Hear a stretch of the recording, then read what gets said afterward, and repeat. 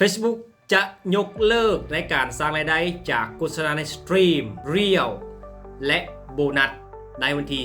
31 เดือน 8 2025 นี้ Facebook ได้ประกาศอย่างเป็นทางการ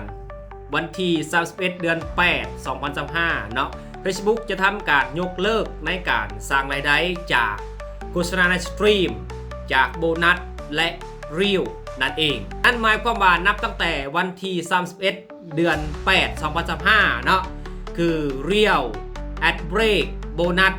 จะบ่มีแล้วมันจะไปร่วมอยู่ในการสร้างรายได้จากเนื้อหาไม่ว่าจะเป็นคลิปยาวคลิปสั้นรูปภาพเทค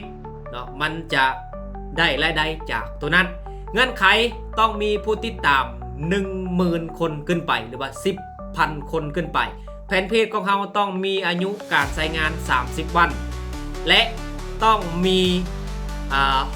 600,000 นาทีภายใน90 วัน